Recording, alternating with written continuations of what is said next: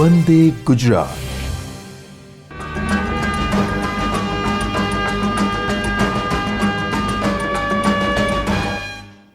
નમસ્તે તાલીમાર્થી મિત્રો, આજના વર્ચ્યુઅલ ક્લાસરૂમ ટ્રેનિંગ સેશનમાં આપ સૌનું હાર્દિક સ્વાગત છે. હું ITI ફિટરમાં તાલીમ આપું છું. આજનું આપણું લેસન છે ફ્રોસ્ટિંગ. તો આજે ફ્રોસ્ટિંગ વિશે વિગતવાર તાલીમ સહ અભ્યાસ કરીશું. તાલીમાર્થી મિત્રો, તમે તમારા ઘરમાં તાંબા, કાંસા, પિત્તળના વાસણો જોયા હશે, જેમાં ગોળ ડિઝાઇન કરેલી હોય છે. સ્ટીલના ડબ્બા હોય છે તો એમાં લાઇન કરેલી હોય છે. તે સુપર ફિનિશિંગની પ્રોસેસ ફ્રોસ્ટિંગના કારણે જ છે. તો હવે ફ્રોસ્ટિંગ શું છે એ વિશે આપણે વિગતવાર ચર્ચા કરીશું. ફ્રોસ્ટિંગ એટલે શું? તો ફ્રોસ્ટિંગ એક પ્રકારની પ્રક્રિયા છે જેમાં જે તે દાગીનાની બાહ્ય સપાટીને ચળકાટ મારતી બનાવવામાં આવે છે. આ પ્રક્રિયા કરવા માટે દાગીનાની સપાટીને સારી રીતે ફિનિશ કરવામાં આવે છે. તો ફ્રોસ્ટિંગ એ સુપર ફિનિશિંગની પ્રક્રિયા છે જેમાં દાગીનાની બહારની સપાટીને ફિનિશ કરી ચળકાટ મારતી બનાવવામાં આવે છે. તમે જોઈ શકો છો ડ્રોઈંગમાં કે એક પિક્ચરમાં ફ્રોસ્ટિંગ વગરનું છે, બીજું પિક્ચર ફ્રોસ્ટિંગ કરેલું છે. તો બંનેમાં ફરક કેટલો છે કે દાગીનો ફ્રોસ્ટિંગ કર્યા પછી ચળકાટ મારતો થયો છે. આના કારણે દાગીનાનો દેખાવ આકર્ષક લાગશે. તો ફ્રોસ્ટિંગ કરવા માટે સોફ્ટ પદાર્થની બનેલ પિન અને એમરીનો ઉપયોગ કરીને ગોળ આકારના સ્પોટ બનાવવામાં આવે છે. તો જ્યારે ડ્રિલ મશીનમાં પિન લગાવી એમરી પેસ્ટનો ઉપયોગ કરી પ્રોસેસ કરવામાં આવે છે ત્યારે ગોળ સ્પોટ બને છે. આ પ્રક્રિયા વડે ફક્ત સપાટીને ચળકાટ મારતી જ બનાવવામાં આવે છે. આ પ્રક્રિયા વડે દાગીનાની પ્રમાણીય ચોકસાઈમાં વધારો કરી શકાતો નથી. તો તાલીમાર્થી મિત્રો, ફ્રોસ્ટિંગની પ્રોસેસથી સરફેસ ફિનિશિંગ આવે છે. તેની ચોકસાઈમાં કોઈ વધારો થતો નથી, કારણ કે તેમાંથી મટીરિયલ કોઈ દૂર થતું નથી, જેના કારણે તેની ચોકસાઈમાં કોઈ ફેર પડતો નથી. હવે ફ્રોસ્ટિંગ વિશે જાણ્યા. હવે ફ્રોસ્ટિંગ કેવી રીતે કરવામાં આવે છે એ આપણે સ્ટેપ બાય સ્ટેપ જોઈશું. તો ફ્રોસ્ટિંગ ઓપરેશન. ફ્રોસ્ટિંગ કરવા માટે એક નરમ પદાર્થની પિનને ડ્રિલિંગ મશીનમાં ડ્રિલ ચકમાં બાંધવામાં આવે છે. હવે જે દાગીના ઉપર ફ્રોસ્ટિંગ કરવાનું હોય છે તેને મશીનના ટેબલની સાથે ક્લેમ્પ કરવામાં આવે છે. તો જ્યારે જે દાગીનાનું ફ્રોસ્ટિંગ કરવાનું હોય તેને ડ્રિલ મશીનના ચકમાં પિનને ફિટ કરવામાં આવે છે. ત્યારબાદ ડ્રિલ મશીનના ટેબલ પર દાગીનાને ક્લેમ્પ કરવામાં આવે છે. ત્યારબાદ તેના ઉપર એમરી પેસ્ટનો લેપ લગાડવામાં આવે છે. ત્યારબાદ મશીનને ચાલુ કરીને પિનનું હળવું દબાણ દાગીના ઉપર આપવામાં આવે છે, જેથી દાગીના ઉપર ગોળ આકારનો સ્પોટ બને છે. એ હું તમને એક્ઝામ્પલ આપીને સમજાવીશ. તો મિત્રો, તમે જોયું કે ડ્રિલ મશીન પર ચકમાં પિન લગાવીને ધાતુને ક્લેમ્પ કરીને ફ્રોસ્ટિંગ કરવામાં આવે છે. તો સપોઝ આવો કોઈ દાગીનો છે, એમાં આ રીતની ડિઝાઇન કરવી છે. તો દાગીનાને ડ્રિલ મશીનમાં ક્લેમ્પ કરવામાં આવશે. ત્યારબાદ ડ્રિલ મશીનના ડ્રિલ ચકમાં સોફ્ટ ધાતુની પિન, એટલે કે સોફ્ટ ધાતુ એટલે કે લાકડું છે, એવી કોઈ સોફ્ટ ધાતુની પિન ફિટ કરવામાં આવે છે.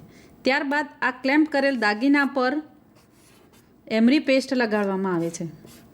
એમરી પેસ્ટ લગાવ્યા બાદ ડ્રિલ મશીનના ચક દ્વારા ડ્રિલ નીચે ઉતારી પિનનું હળવું દબાણ આપવામાં આવે છે, જેના કારણે જે તે ડિઝાઇનના આવા રાઉન્ડ સ્પોટ આપણને મળે છે.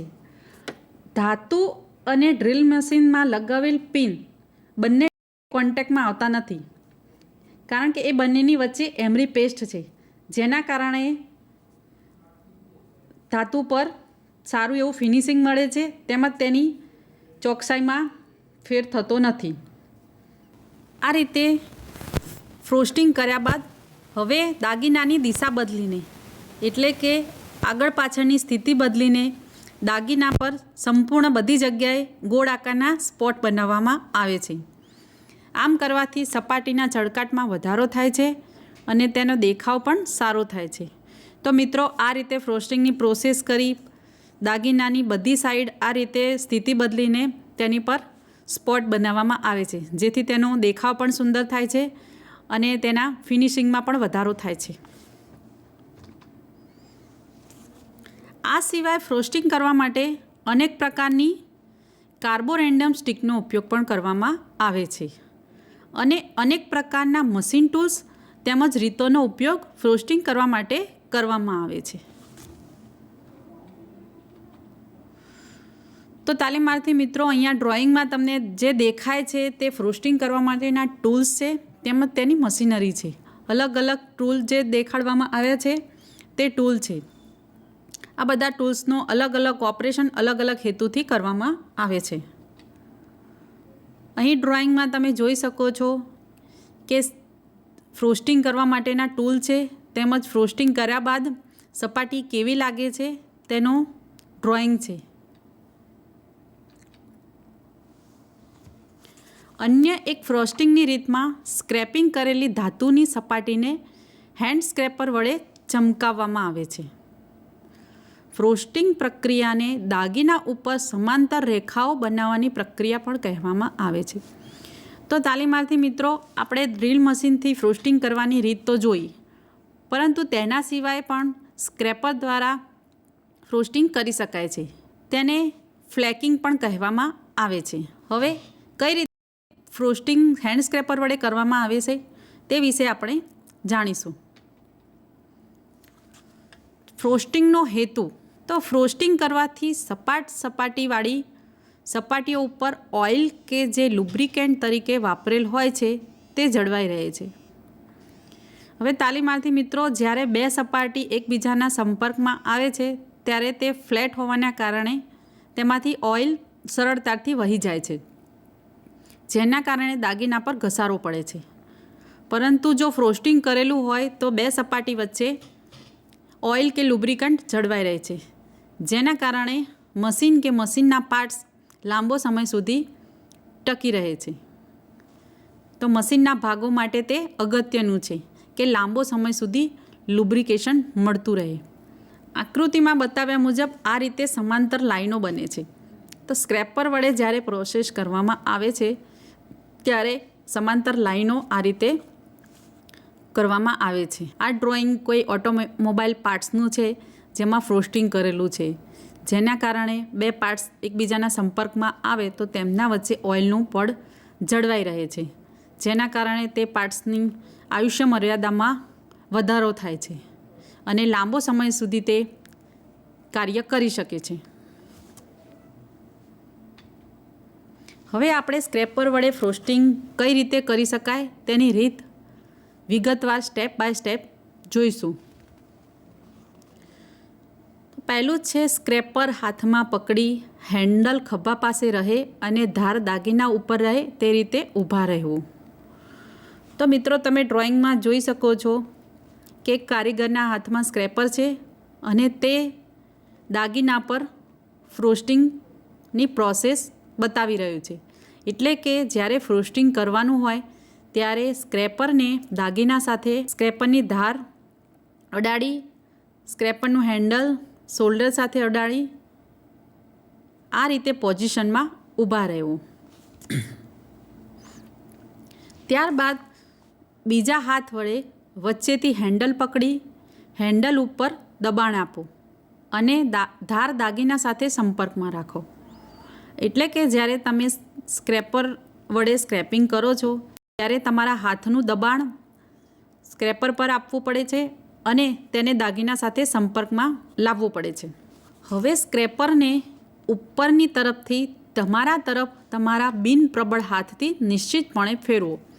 તો તમારો બિનપ્રબળ હાથ એટલે કે જે હાથ તમારો ખાલી છે, તો તમારા એ હાથ વડે સ્ક્રેપરને તમારી ઉપરની તરફથી તમારા તરફ ફેરવો, જેના કારણે સીધી રેખા ઉત્પન્ન થશે, જે ડ્રોઈંગમાં બતાવેલ છે તે પ્રમાણે.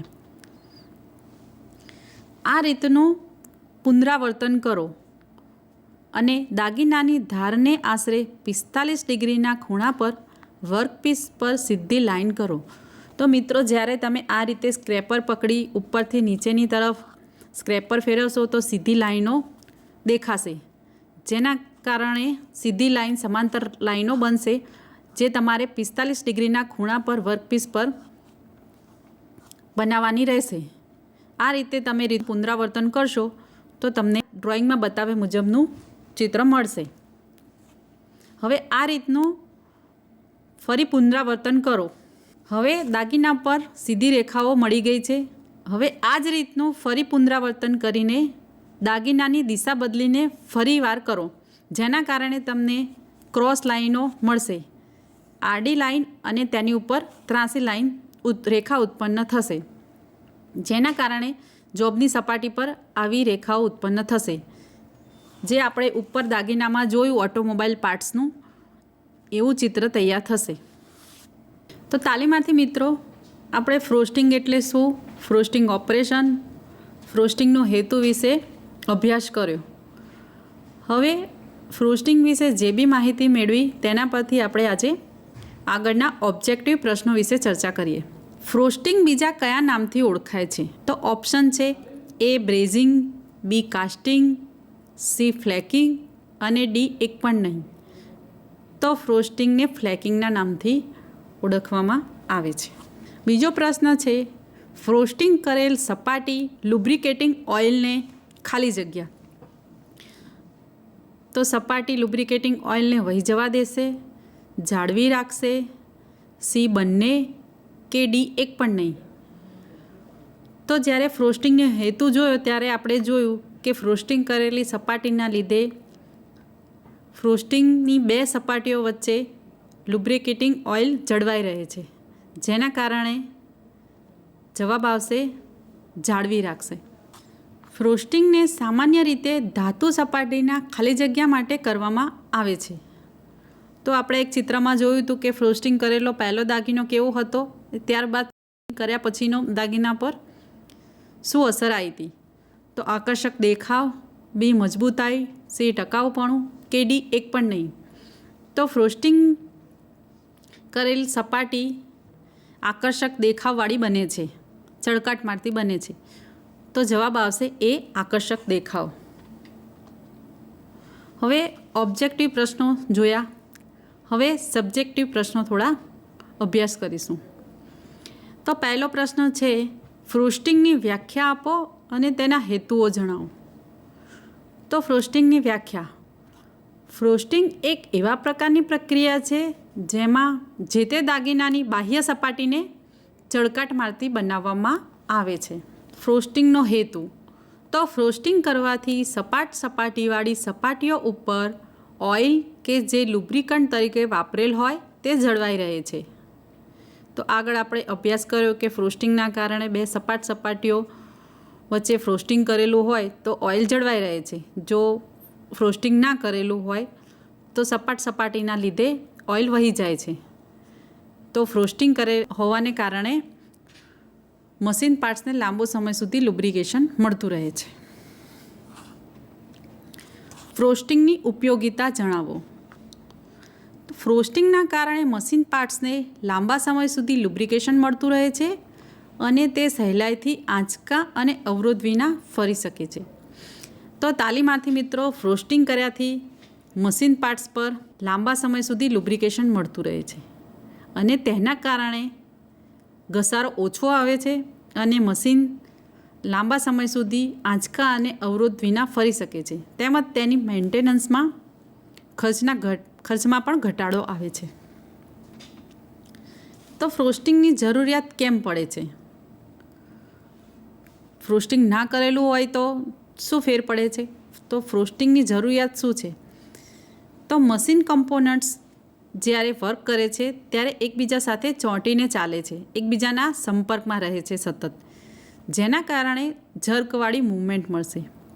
અને આ ઝર્કી મૂવમેન્ટ ઘટાડવા માટે આવા ભાગોનું સ્મૂધ રનિંગ આપવા માટે ફ્રોસ્ટિંગ પ્રોસેસ કરવામાં આવે છે. તો જ્યારે મશીન કોમ્પોનન્ટ્સ એકબીજા સાથે સંપર્કમાં હોય અને તેની મૂવમેન્ટ ચાલતી હોય, જેના કારણે મશીન પર ઝર્કવાળી મૂવમેન્ટ મળે છે.